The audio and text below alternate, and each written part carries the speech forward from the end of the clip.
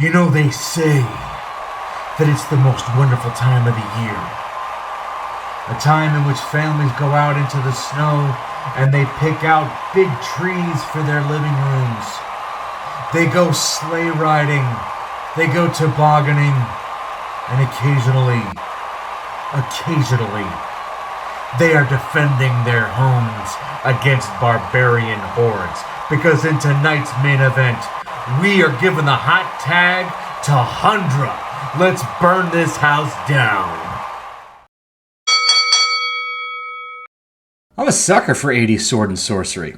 I don't care how good or bad the movie is, because there's something special about creating an entire fantasy world with the use of natural landscapes, primitive architecture, and costumes for wizards, warriors, and monsters. There's also something special about the director behind tonight's film. Meet Matt Cimber, the creative mind behind the fun, crazy characters within the gorgeous ladies of wrestling. Glow was a smash hit that operated out of Las Vegas throughout the 1980s.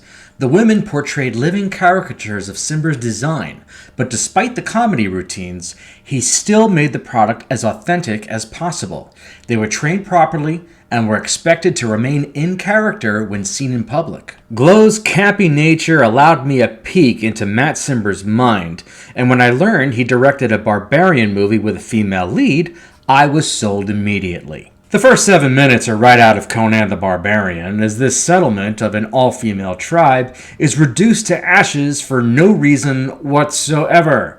More confusing still was the question of how any of these women are having babies, since none of them interact with men. This is easy to forget once you experience the joy of watching an underwear model trying to be a warrior queen.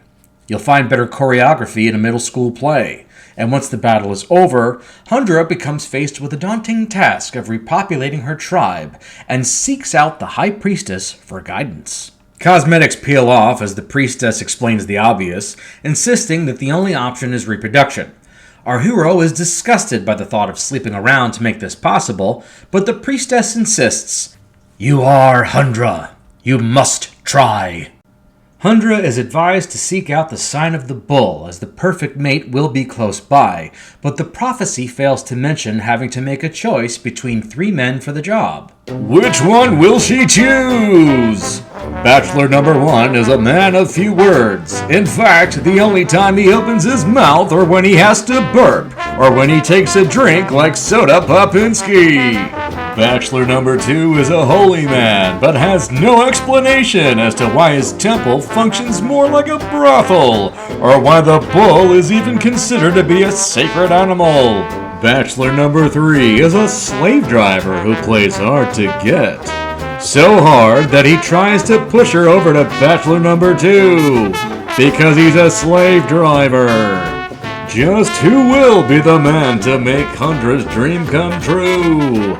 If you want to find out, you're going to have to sit through the longest final battle you'll likely ever see. It went on for over 10 minutes, with enough slow motion to make Zack Snyder jealous.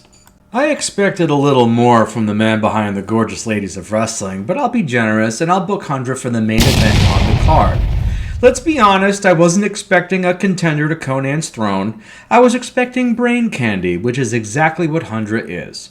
The battles get comical at times, and I can't tell if Cimber is using slow motion or if the stuntmen just didn't know what the hell they were doing. It's too bad the Hundra character never appeared in the Gorgeous Ladies of Wrestling, but then again, if her wrestling skills were on par with her mastery of the sword, we'd have a major problem on our hands. Either way, treat yourself to some eggnog and give Hundra a watch, and thanks for giving me the hot tag. I'll see you next week.